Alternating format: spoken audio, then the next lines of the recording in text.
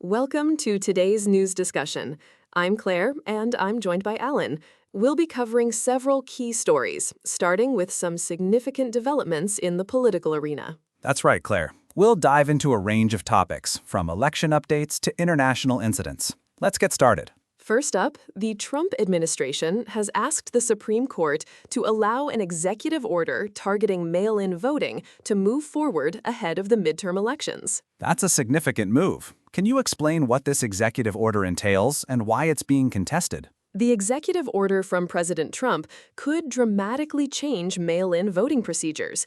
The Justice Department has asked the Supreme Court to halt lower court decisions that have blocked these sweeping changes in nearly half of the states. So the lower courts have already ruled against the order, and now it's being appealed to the Supreme Court. What's at stake here? The changes could significantly impact how votes are cast in the upcoming midterms.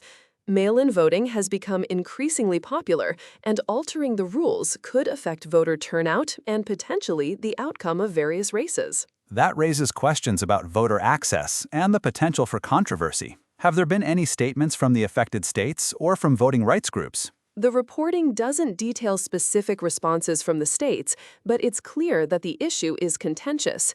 Voting rights groups have been vocal about protecting mail-in voting, while the administration argues that the changes are necessary to ensure election integrity. It's a complex issue with valid arguments on both sides. Moving on, what's the latest on the wildfires in France? French President Emmanuel Macron called a crisis meeting to address the massive wildfires that have forced over 250,000 people to flee their homes. The scale of this disaster is enormous. What's the current situation on the ground? The wildfires are described as uncontrolled and have spread rapidly.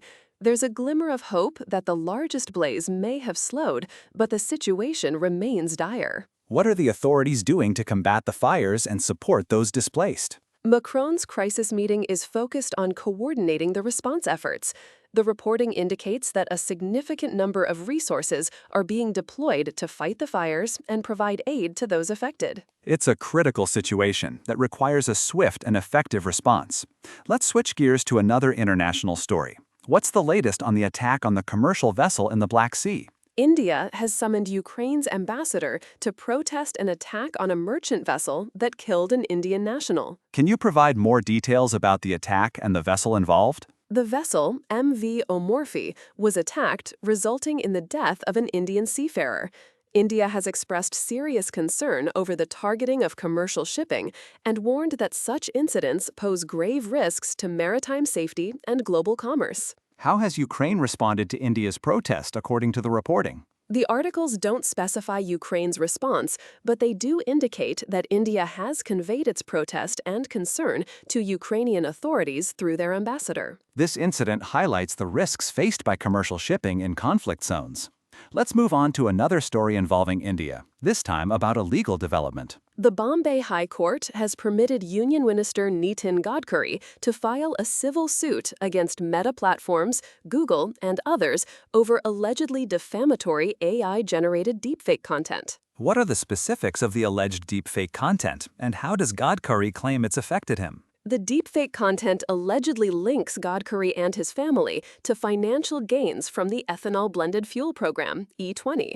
Gadkari claims this is false, malicious, and defamatory, harming his reputation. This raises important questions about the misuse of AI-generated content and the responsibility of social media platforms. What's the legal context here? The Bombay High Court's decision allows Gadkari to proceed with a civil suit, which could potentially set a precedent for how such cases are handled in the future. Let's shift to a U.S. political story. What's the latest in the Maine Senate race? Democrats have nominated Troy Jackson to challenge incumbent Republican Susan Collins, replacing Graham Plattner. Jackson is a former state Senate president, I believe. What can you tell us about his background and why he was chosen? Jackson is a former lawyer and state lawmaker with significant experience. He was chosen to replace Graham Plattner after Plattner stepped out amid scandal. This is a key race to watch, given Collins' status as a moderate Republican in a state that sometimes votes Democratic.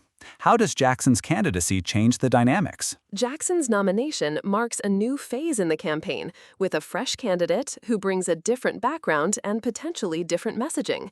It's a 101-day sprint to Election Day, and the dynamics are likely to evolve as the campaign unfolds. As we wrap up today's discussion, it's clear that these stories cover a wide range of critical issues, from election integrity, natural disasters, to international security and political races. Claire, thank you for walking us through these complex topics. Thank you, Alan. It's been a thorough exploration of the current news landscape. And that's all for today's episode. Thank you for listening. We'll be back with more news analysis soon. Until next time, stay informed and engaged.